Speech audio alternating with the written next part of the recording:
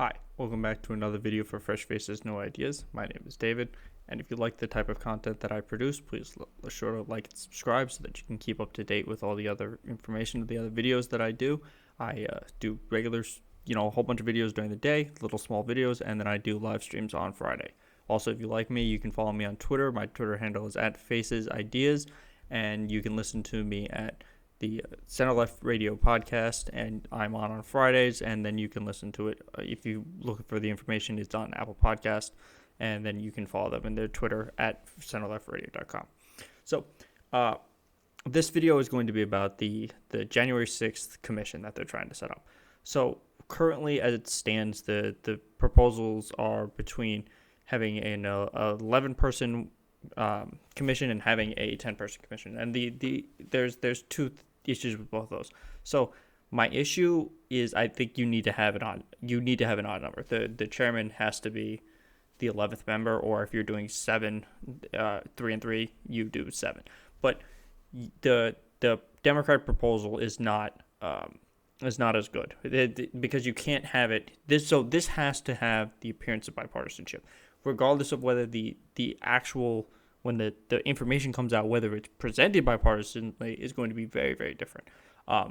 So you can't have it as it's currently. The Democratic proposal currently is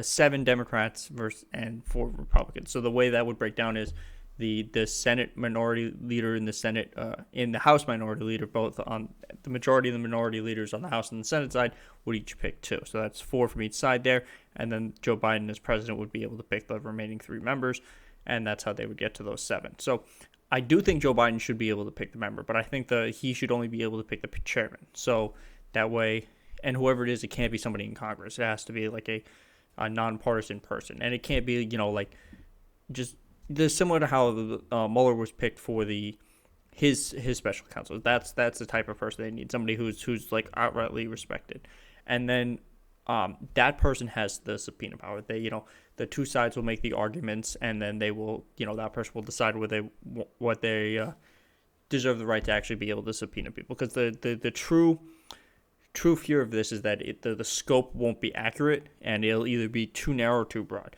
So the too broad part would be if you ignored a lot of what happened on January 6th and you start chasing down rabbit holes. One of those rabbit holes would be left-wing extremism, because there's like none of it. So people are always going to argue, oh, what about Antifa? Antifa has killed maybe 1 person in the past 30 years. It has nothing to do with the January 6th riots. We know this because none of them were arrested.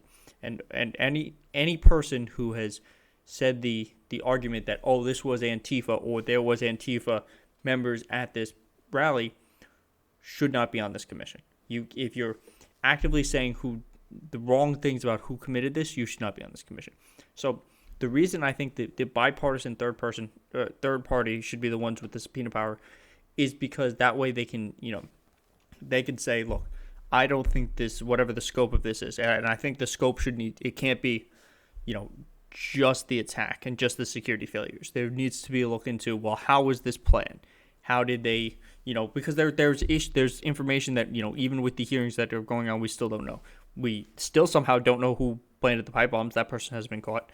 We don't know why the Ayanna Pressley's panic button had been removed. We don't know how some of them had so much information about where the offices were, and some of them didn't seem to know a lot of these things. So the overall person, the highest, the chair of this person should be a bipartisan person who is agreed on, that is nonpartisan. They are the overall arbiter of who gets this, of which subpoenas go up, because they're the vote that will break the ties. Because if there's no way to have a even number on this commission. You have to make sure that it has an odd number in case there's some type of crazy argument where one side says, well, we need to go down this rabbit hole, and the other side says, no, we're going to be against it. But the also thing it has to be is there can't be leaks on this. So if there's always going to be some type of leaks, but the people who are on this committee cannot be allowed to discuss things until the committee is done. Because if you do this, so like let's say they get partial information that they've subpoenaed like a dozen Secret Service members. Because as it currently stands, there's 35 Capitol Police officers who are currently under investigation for what happened on January 6th. So let's say they subpoenaed, let's say they, better example. Let's say they subpoenaed somebody in Congress, whether it was Ted Cruz or Nancy Pelosi or whoever it is. I'm not saying either of them are potentially being subpoenaed, but that's the way it has to go. So if that's the information that's getting happened, if you have this grand jury or not this commission, they can't be they have to be able to not be allowed to talk about it, because then otherwise it's going to be taken as a partisan slant. The other thing is they can't have the commission be limited in time. So the current proposal is that it'll be 1 year of investigation, and then it'll make its report, and then it'll wrap up in 60 days. Well, the problem with that is, what if the information is not found there? Like, let's say they're still investigating stuff, and then they're just, they have to drop it in order to meet this timeline. The investigation needs to have some type of scope.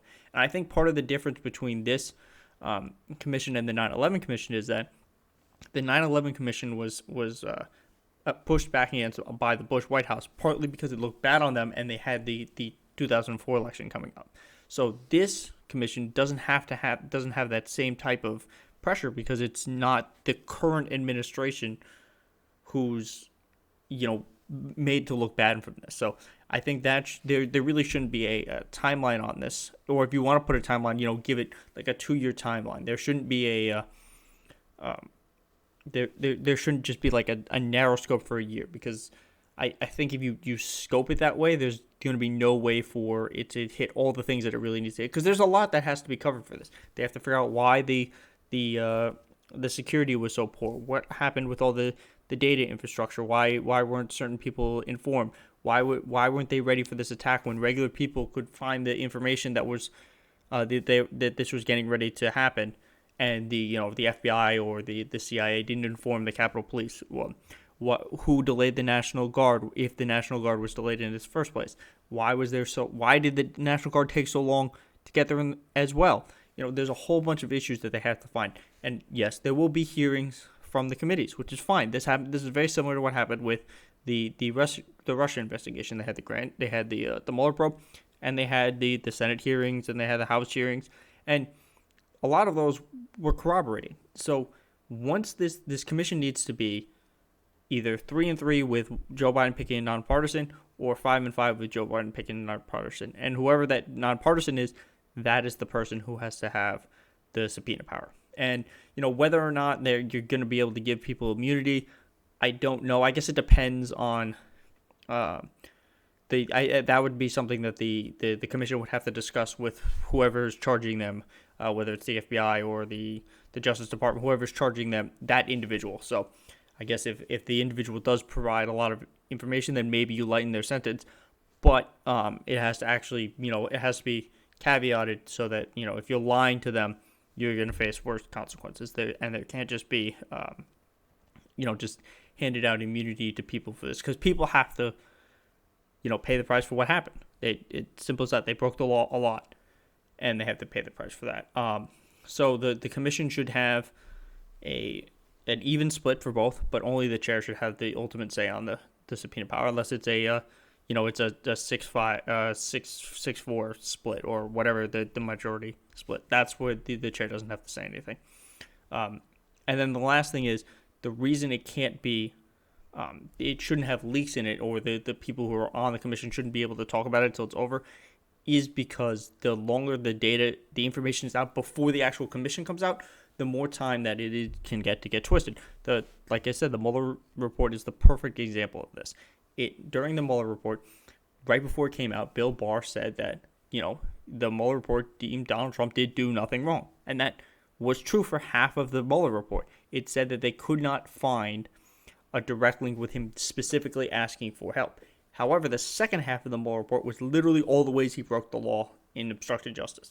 And because of how Bill Barr spun it, it is now considered some type of witch hunt or a complete failure. When although it did paid for itself, and it did uncover criminality and was attempted to be stopped, which was further criminality. So the commission needs to be broad in scope. It needs to be able to look at all the things that happened. They have to do the planning, how it was planned, all the failures from who was in charge, and why they weren't able to secure the capital. Why weren't they able to recapture it quickly? Why weren't they prepared for this type of event? Who planned this type of event? What are the ties to the people who were in the insurrection and the people who are in power? Because there does appear to be some type of ties there. And how do you hold the people responsible for it?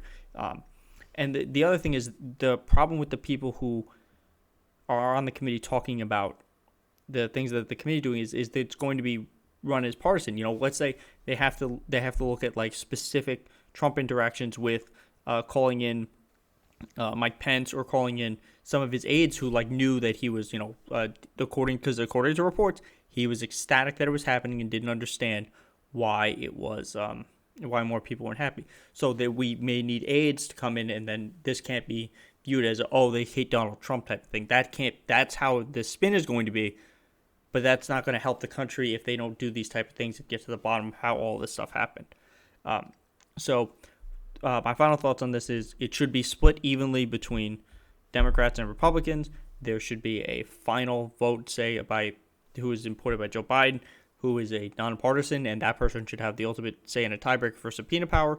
It should be broader than a year, because there is a lot of information that they do need to cover, and there's a lot of stuff that they have to look into. There shouldn't be I don't also believe there should be any artificial timeline. But the thing with the timeline is it can't be an indefinite investigation. It just can't go on a witch hunt. And I don't think it would if you have a buffer as a nonpartisan who decides how long it goes. And then it has to be broad in scope, but it can't be outrageously broad. If one side is actively pushing for just looking into left-wing extremist violence, that has nothing to do with the Capitol riots. The response is simple. If the Republicans want to have some type of argument about left-wing bias, then they can create their own commission, or they can petition for their chairs to do that, and they can look into it. But they have to actually be realistic about it, because the thing that's not talked about enough from the Russia stuff is multiple Senate commissions said that Russia interfered in our elections in 2016. Multiple of them deemed that it happened. And they said, nope, Russia had, and the talking point is, no, Russia had no info. So you can't have it, we're just going to do this because we got to be fair on both sides. There is no left-wing violence tied to the Capitol riots. There isn't. But, that's why you need this partisan person. You need somebody who has a very stellar reputation, and then they can't be talking to people. I'm sure there's going to be leaks anyway, but the goal is not to have any. So, once again, if you like this video, please like and subscribe. You can follow me on Twitter at @FacesIdeas. Thank you very much. I'll see you in the next one.